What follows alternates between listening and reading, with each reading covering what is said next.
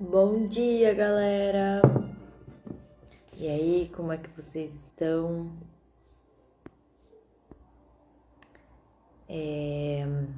A gente vai continuar a leitura do nosso livro aqui, O Ato Criativo, Uma Forma de Ser, do Rick Rubin.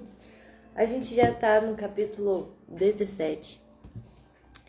E a gente vai fazer a leitura desse livro inteiro, até o último capítulo, todo dia uma live aqui. Bom dia, Carol! A gente já tá no capítulo 17 e vamos lá. Capítulo 17. Insegurança. A insegurança está viva em todos nós. E embora preferíssemos que nos deixasse em paz, ela existe para nos servir.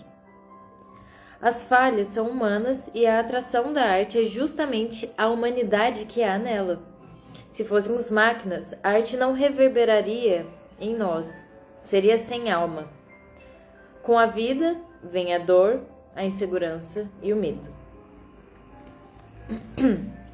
Somos todos diferentes e somos todos imperfeitos. São as imperfeições que tornam a nossa obra e a cada um de nós interessantes. Criamos peças que refletem quem somos, e se a insegurança fizer parte de quem somos, nossa obra, consequentemente, terá um grau maior de verdade. Fazer arte não é um ato competitivo. Nossa obra é uma representação do eu. Você erraria ao dizer, não estou à altura do desafio. Sim, talvez precise aprofundar seu ofício para concretizar plenamente sua visão.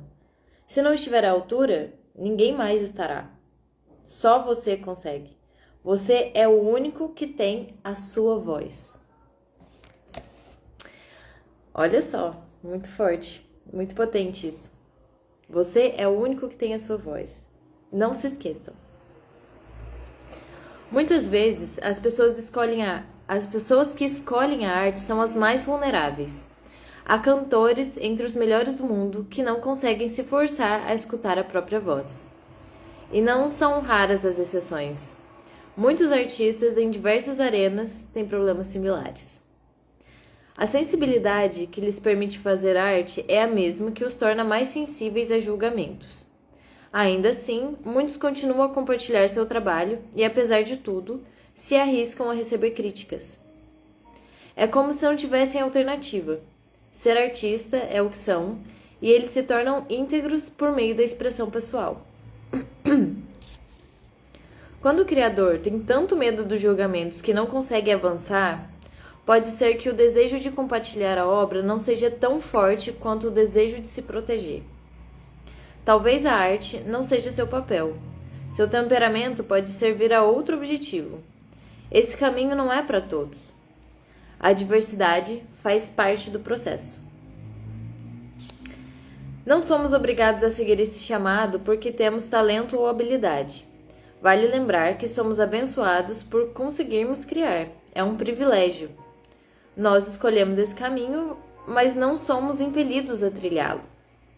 Se preferirmos não fazer isso, então não façamos.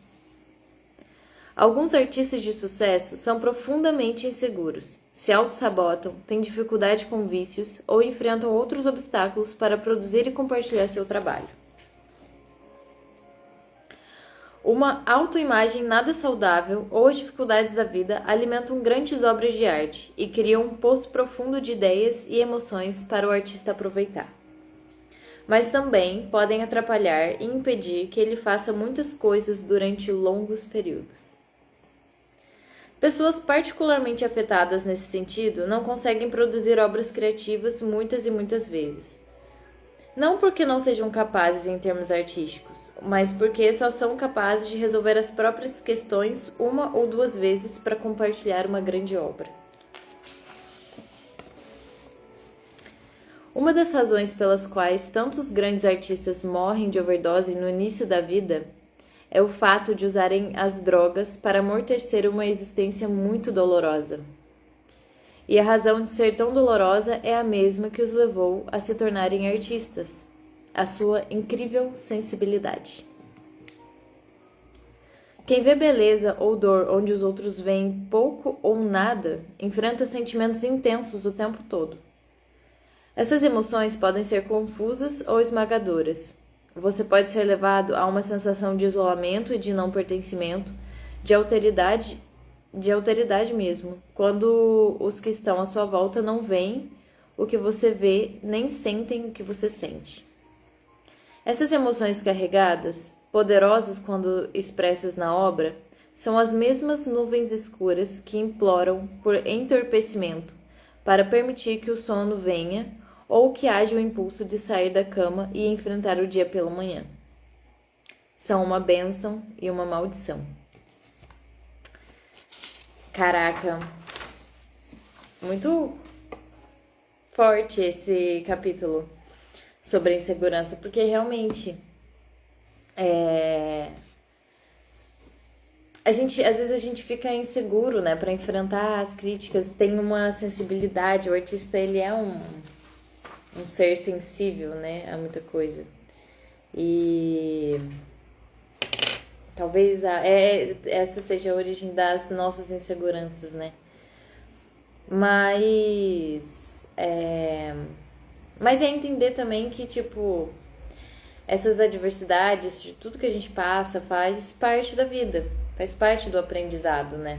Toda essa insegurança, esse medo que a gente sente, isso faz parte do processo.